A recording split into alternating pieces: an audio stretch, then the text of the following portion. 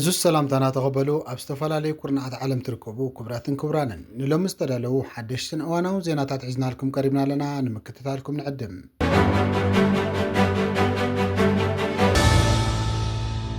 እስራኤል ብመንገዲ ሚኒስተር ምክልኻል ሃገር ኣቢላ ኣብ ዝሃበቶ መግለጺ ኣብ ውሽጢ ዝቕጽሉ ሕዲት መዓልትታት ምስ ኢራን ናብ ዳግማይ ውግእ ክትምለስ ምዃና ኣፍሊጣ ሚኒስተር ምክልኻል እስራኤል ካታዝ ሰራዊት ምክልኻል እስራኤል ህጹጽ ምድላዋት ንኽገብር ትእዛዝ ተዋሂብዎ ምህላው ብቓላቱ ዝጠቐሰ ኮይኑ ኢራን ዝኾነ ዓይነት ሚሳኤል ናብ እስራኤል እንተደኣ ተኲሳ እስራኤል ነፍሳ ኽኢላ ናብ ሙሉእ ኩናት ክትኣቱ ምዃና እዩ ዝገልጽ እንሆ ገብረ መልቲ ዘይተማልአ ክኸውን እዩ ዝበለ ሚኒስተር ካቲዝ ኣብ ውሽጢ ሕዲት መዓልትታት ምናልባት እውን ጽባሕ ናብቲ ውግእ ክንምለስ ንኽእል ኢና ክብል እዩ ተሓሳሲቡ ዝርከብ ኢራን ምስ ኣሜሪካ እናተዘራረበት ኣብ ልዕሊ እስራኤል መጥቃዕቲ ናይ ምፍጻም ድሌት ኣለዋ ዝበለት እስራኤላዊ ሚኒስተር ኢራን ምናልባት መጥቃዕቲ እንተፈጺማ ግን ሳልሳይ ውግእ ኢራን ክኸውን ምዃኑን ግብረ መልስን ውጽኢትን እውን ኣዝዩ ንጹር ከም ዝኾነ እዩ ኣስሚሩ ኣሎ ብዘይ ዝኾነ ይኹን ደጋፊ ባዕልና ርእስና ኽኢልና መጥቃዕቲ ንምፍጻም ኣብ ውሽጢ ኢራን ስርሒት ጻዕዳን ሰማያውን ብሉ ኤንድ ዋይት ኦፕሬሽን ንምክያድ ሰራዊት እስራኤል ንኽዳሎ ትእዛዝ ሂብ ኣለኹ ዝበለት ሚኒስተር ካቲዝ እቲ ናይ ጻዕዳን ሰማያውን ስርሒት ርእስኻ ኽኢልካ ምምካት ዝብል ትርጉም ከም ዝሃቦ እዩ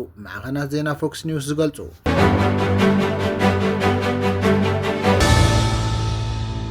ኣብ ኢትዮጵያ ዝመርሕ ዘሎ ሰልፊ ብልጽግና ኣብ ዝቐረበ እዋን ኣኼባ ማእኸላይ ኮሚቴ ኣብ ኣዳማ ከም ዝተኻየደ ይንገረሉ እቲ ሰልፊ ብዛዕባ እቲ ኣኼባ ዝምልከት ኣብ ወግዓዊ መርበብ ሓበሬታ እኳ እንተዘይተረጋገጸ እቲ ኣኼባ ከም ዝተኻየደ ዝገልጽ ጸብጻባት ግን ይቃላቀሉ ኣለዉ ብመሰረት ገለ ዘይተረጋገጹ ጸብጻባት ብልጽግና ሕገ መንግስቲ ክቕይር ምምሕዳር ከተማ ኣዲስ ኣበባን ድሬዳዋን ምምሕዳራውያን ክልላት ክገብረን ፖሊሲ መሬት ክቕይር ኣብ ኢትዮጵያ ዘሎ ስርዓት ድማ ካብ ባይታዊ ፓርላማ ናብ ፕሬዚደንታዊ ክቕይር ከም ዝወሰነ ይንገረሎ ነዞም ጸብጻባት እዚኦም ዝምልከቱ ክሳብ ሕጂ ብወግዒ ዝተረጋገጸ ምንጪ የለን እዞም ውሳነታት እዚኦም ሓቂ እንተኾይኖም ግን ፖለቲካዊ ስርዓት ምምሕዳር ኢትዮጵያ ዓብዪ ለውጢ ከምጽእ ዝኽእል ይእመነሎም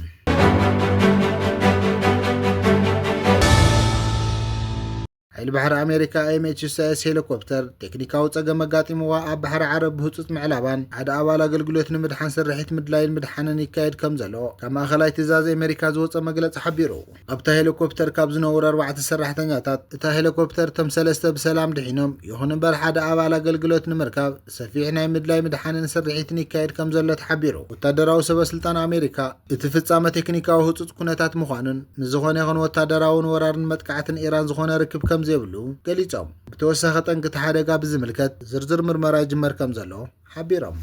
መኻሊ ዜና ድማ ኣሜሪካን ኢራንን ውሕስ ምንቅስቓስ መራኸብ መጽወ ሆርሞዝን ነባር ምቁራጽ ተኹስን ንምርግጋጽ ኣብ ዝፀዓረሉ ዘሎ እዋን ትማሊ ኣብ ዶሃ ቀጠር ቴክኒካዊ ርክብ ከም ዘካየዳ ብዛዕባ እቲ ዝርዝር ቀጥታዊ ኣፍልጦ ዘለዎ ሓደ ኢራናዊ በዓል ስልጣን ሓቢሩ እንተኾነ ላዕለዎት ሰበስልጣን ኣሜሪካን ኢራንን ፊት ንፊት ክራኸቡ ከም ዘይኮኑ ይግለጽ ልኡኻት ኣሜሪካ ጆርጅ ኮሽነርን ስቲቭ ዋትኮፍን ምስ ቀዳማይ ሚኒስተር ቀጠር ብምርኻብ ተወሳኺ ርክባት ኣሜሪካን እስራኤልን ይሰርሑ እኳ እንተሃለዉ ባዕሎም መፍቲ ዘተ ከም ዘይተሳተፉ ግን ብዛዕባ እቲ ዝርርብ ቀጥታዊ ኣፍልጦ ዘለዎ ምንጭታት የመላኽቱ እቲ ዝርርብ ኣብ ዝሓለፈ ወርሒ ዝተኸተመ 14 ነጥብታት ዝሓዙ ግዝያዊ ስምምዕናት ዝተመርኮሰ ኮይኑ እቲ ዝርርብ ኣብ ዝሓለፈ ወርሒ ዝተኸተመ 14 ነጥብታት ኣብ ዝሓዘ ግዝያዊ ስምምዕነት ዝተመርኮሰ ኮይኑ ነቲ ኣብ ዝሓለፈ ለካቲት ብመጥቃዕቲ ኣሜሪካን እስራኤልን ኣብ ልዕሊ ኢራን ዝተጀመረ ኩናት ደው ንምባልን መጻዊ ሆርሞዝ ዳግማይ ንምኽፋት ዝዓለመን ብቐንዱ ድማ ኣብ ቀዋሚ ስምምዕነት ሰላም ንምብጻሕ ንሱሳ መዓልትታት ዝጸንሕ ናይ ዝርርብ መድረኻት ንምፍጣር ከም ዝኾነ ተገሊጹ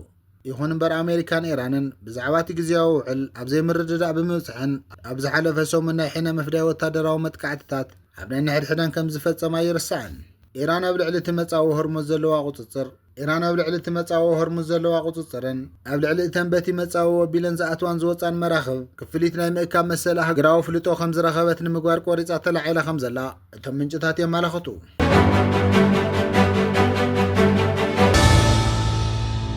መንግስቲ ፌደራል ኢትዮጵያ ኣብ ክልል ትግራይ ወታደራዊ ምንቅስቓስ የካይድ ከም ዘሎን ሰራዊቱ ናብ ዝተፈላለዩ ግንባራት የጽግዕ ከም ዘሎን ተገሊጹ ብመሰረት ጸሓፊት ሕወሓት ወይዘሮ ፈትለወርቅ ገብረእግዚአብሔር መንጀሪኖስ ዝሃበቶ መግለጺ ሰራዊት ምክልኻል ሃገር ኢትዮጵያ ካብ ምዕራብ ትግራይ ተላዒሉ ናብ ምብራቕ ትግራይን ናብ ከባቢ ዶባት ይንቀሳቐስ ከም ዘሎ ኣፍሊጣ እዚ ምንቅስቓስ ሰራዊት መንግስቲ ፌደራል ሓድሽ ግንባር ኩናት ንምኽፋት ዝዓለመ ምዃኑ እያ እታ ጸሓፊት ዝኸሰሰት እዚ ምንቅስቓስ ሰራዊት ዝካየድ ዘሎ ኣብ መንጎ ክልል መንግስቲ ትግራይን መንግስቲ ፌደራልን ዘሎ ዘይምርድዳእ እናገለደብ ዝኸደሉ ዘሎ እዋን እዩ ብተወሳኺ ኣብቲ መግለፂ ከም ዝተሓበረ እዚ ወታደራዊ ስርሒት ኣብታ ዞባ ሓድሽ ስግኣት ከም ዝተፈጠረ ተገሊጹ ኣሎ። ብዘይካዚ ኢትዮጵያ ምስ ጎረባብቲ ሃገራት ብፍላይ ድማ ምስ ሶማልያ ዘለዋ ክርክር ንሓየለ ብዝኸደሉ ዘሎ እዋን እዚ ምንቅስቓስ ሰራዊት ንሰላም እታ ዞባ ኣብ ሓደጋ ከውድቓ ከም ዝኽእል ተንተንቲ ፖለቲካ ይገልጹ። እዚ ምንቅስቓስ እዚ ነቲ ምስ ፌደራል መንግስቲ ብፍላይ ድማ ምስ ስርዓት ብልጽግና ዝካየድ ዘሎ ፖለቲካዊ ፕሮፓጋንዳ ዘፍሽልን ንውጥን እቲ ስርዓት ኣብ ሓደጋ ዘውድቕ ምዃኑ ተንተንቲ ይገልጹ። እቲ ኣብ ዶባት ዝረአ ዘሎ ሰላማዊ ምንቅስቓስ ህዝቢ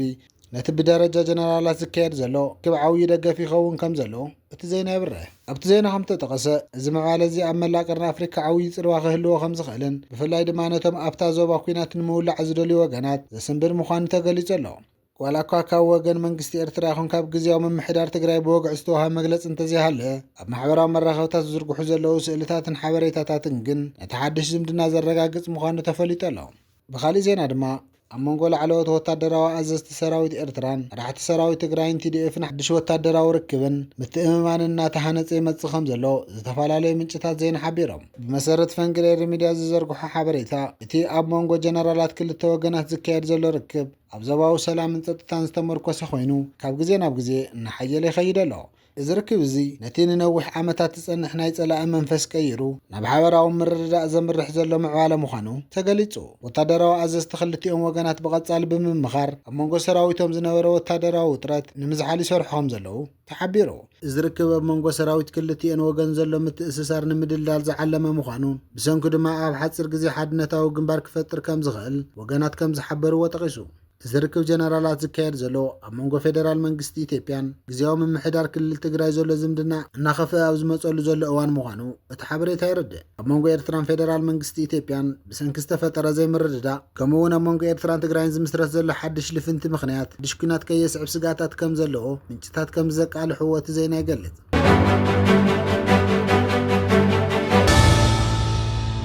ኣብ ኢትዮጵያ ክልል ቤንሻንጉል ጉሙዝ ዞባ ኣሶሳ ወረዳ ኩምሩክ ፍሉይ ቦታ ቤልሁ ጀበላ ወታደራዊ መደበር ኢትዮጵያ ናብ 2026 ዘውግሕ ለይቲ መጥቃዕቲ ድሮን ተፈጺሙ። ጀንጃዊ ሓይሊ ቁልጥፍ ደገፍ RSF ወታደራዊ መደበር ኢትዮጵያ ቤልሁ ጀበላ ቀጥታዊ ወታደራዊ ደገፍ ዝርከበሉ ቦታ እዩ ነይሩ። መደበር ወታደራት ኢትዮጵያ ጀንጃዊ ሓይሊ ቁልጥፍ ደገፍ ወሃቢ RSF ከም ማእኸል ታዕሊምን ሎጂስቲክን ሕክምናን ኮይኑ የግልግል ከም ዝነበረ ተሓቢሩ። ወታደራዊ መደበር ኢትዮጵያ ቤልሁ ጀበላ ብመጥቃዕቲ ድሮን ከቢድ ሰብኣውን ንዋታውን ክሳራ ኣጋጢምዎ ኣሎ።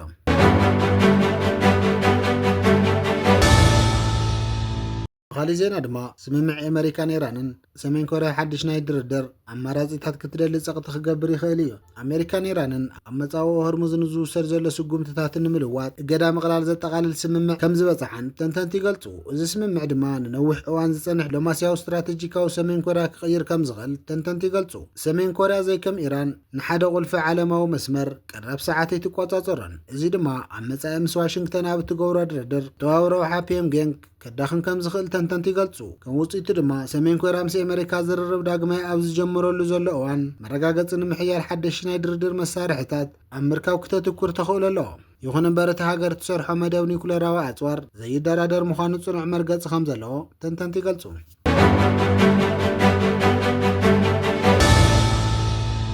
ክቡራት ተኸታተልትና ንሎሚ ዝተዳለዉ ሓደሽትን እዋናውን ዜናታት እዚኦም መስሉ ነይሮም። ኣብ ዝቕፅል ንዝፍነ ቪድዮ ብቐዳምነት ንኽበፅሐኩም ንቻነልና ላይክና ሼር ብምግባር ቻነልና ሓደሽ ዝኾንኩም ሰብስክራይብ ብምግባር ናይ ቻነልና ቤተሰብ ኩኑ። ክሳዕ መወዳእታ ስለ ተኸታተልኩምና ብኽብሪ ነመስግን።